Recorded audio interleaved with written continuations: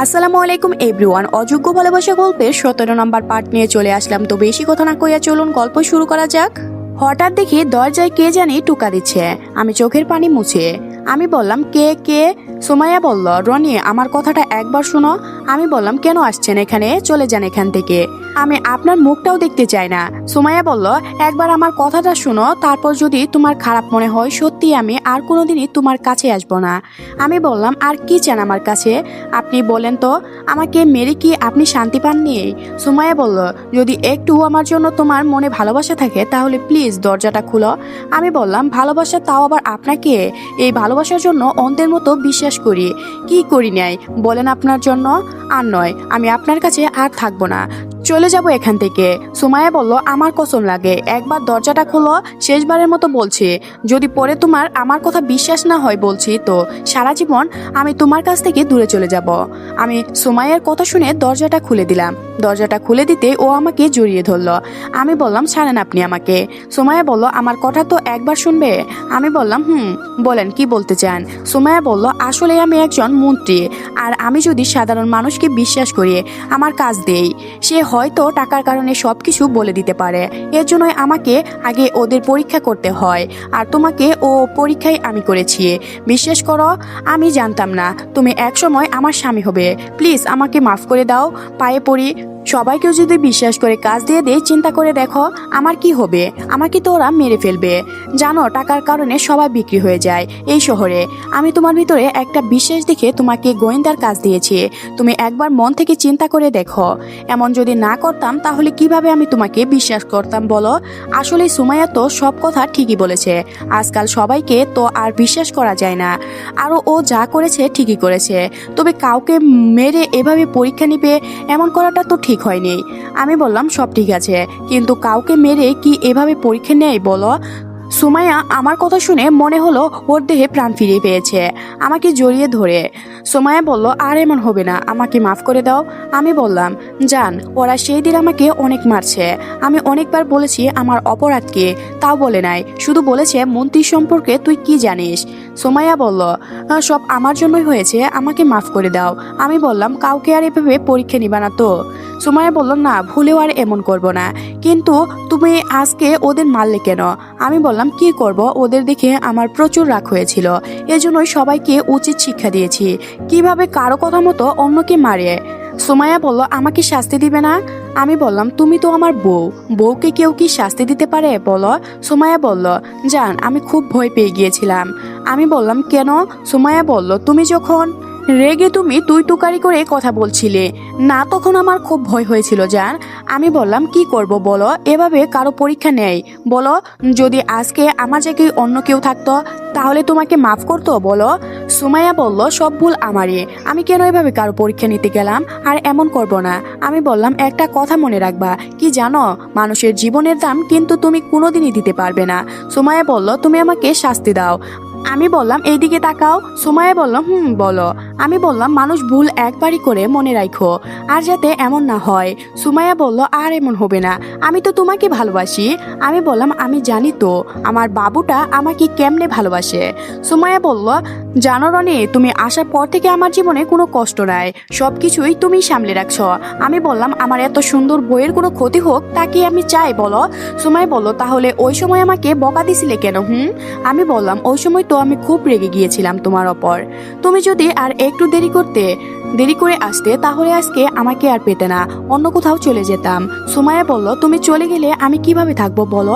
একা একা থাকতে পারতাম না বলো? আমি বললাম, এই তো বাবু, এই কানে ধরলাম, আর তোমাকে ছেড়ে যাব না। সুমাইয়া বলল, সত্যি তো? আমি বললাম, সুমাইয়া বলল, আচ্ছা তাহলে আমি যাই, আমার একটু কাজ আছে। আমি বললাম, যাও। সুমাইয়া বলল, তুমিও আসো, আমাকে একটু সাহায্য করো। আমি বললাম, আজকে খুব বিশ্রাম করছি, একটু ঘুমাতে হবে, হাত পাগুলো খুব ব্যথা করছে। সুমাইয়া বলল, তাহলে তুমি শুয়ে পড়ো, আমি তোমার পাগুলো টিপে দেই। আমি বললাম, আরে না, থাক, তুমি গিয়ে তোমার কাজ করো। সুমাইয়া বলল, যা বলছি তাই করো। আমি গিয়ে বিছানায় শুয়ে পড়লাম, আর সুমাইয়া আমার পাগুলো টিপে দিচ্ছে, খুব ভালো লাগছে। কখন যে ঘুমিয়ে গিয়েছি বলতেই পারি না। সকালে ঘুম থেকে উঠে ফ্রেশ হয়ে বিছানায় বসে আছি, হঠাৎ দেখি ফোনটা বাজতেছে, রিসিভ করে। আমি বললাম, নাহিদ বল। নাহিদ বলল, কই তুই? আমি বললাম, আরে আমি তো মাত্র ঘুম থেকে উঠলাম। নাহিদ বলল, আরে আমি তো এসে গিয়েছি, রাতে রওনা দিয়েছি, তুই তাড়াতাড়ি আয়, আমি দাঁড়িয়ে আছি। আমি বললাম, আমাকে আগে বলবি না? তুই দাঁড়া, আমি আসছি। নাহিদ বলল, তাড়াতাড়ি। আমি বললাম, ওকে। ফোনটা রেখে বাহিরে যাব, তখন আম্মু বলল, কই যাস বাবা, নাস্তা করে যা।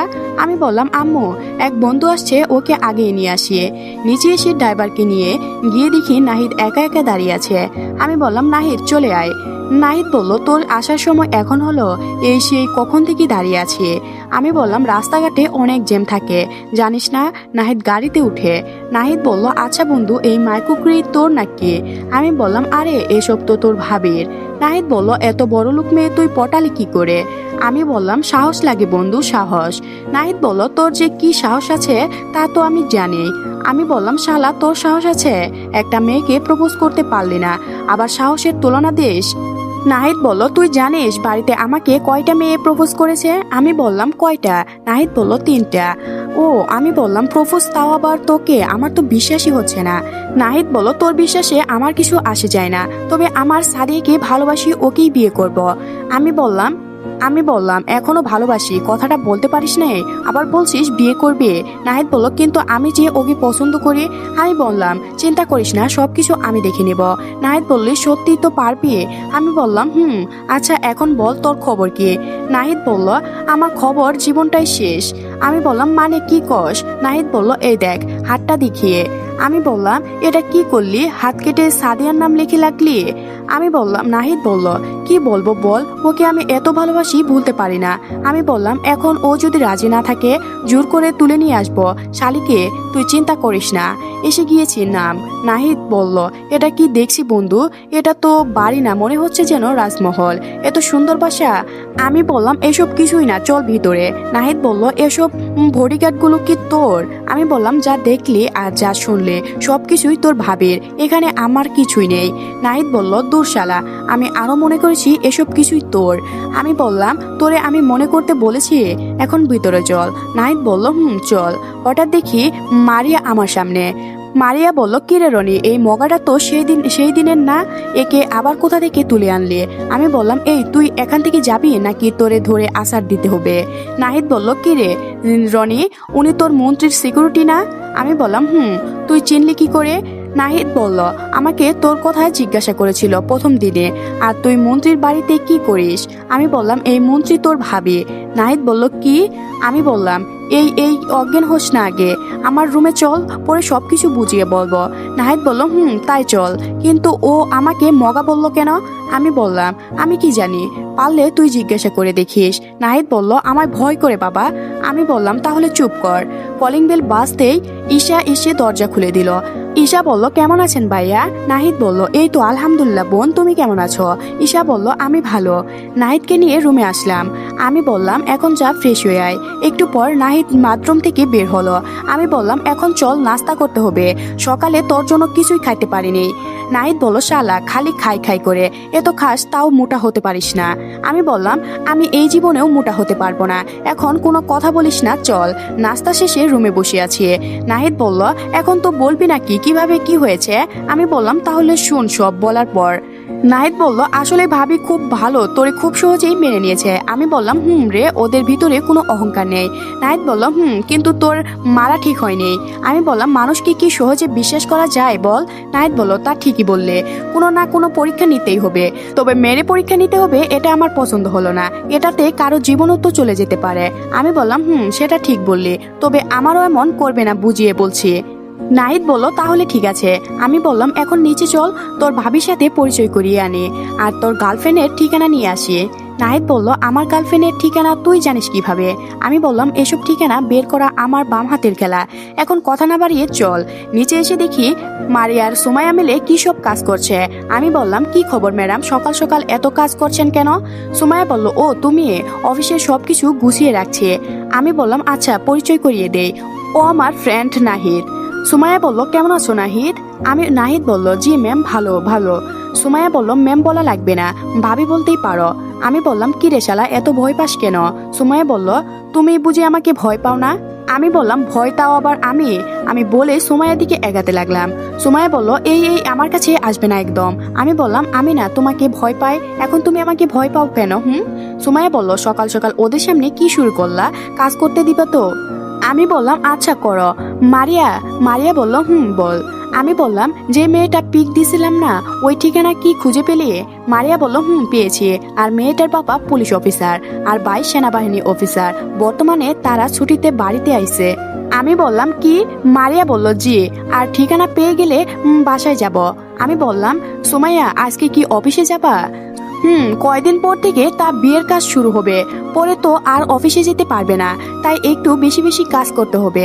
আমি বললাম আচ্ছা যাও, আমি একটু নাহিদকে নিয়ে ঘুরে আসি। সুমাইয়া বলল দেখো আবার কোনো ঝামেলায় পড়ো না। আমি বললাম আমি আবার ঝামেলায় পড়বো? তোমার চিন্তা করতে হবে না। সুমাইয়া বলল আচ্ছা যাও, তবে সাবধানে থাকো। আমি বললাম নাহিদ চল। আজকের গল্পটি এ পর্যন্ত শেষ হয়ে গেল। পরবর্তী পার্ট পেতে অবশ্যই চ্যানেলটি সাবস্ক্রাইব করে রাখবেন। ধন্যবাদ সবাইকে, ভালো থাকবেন।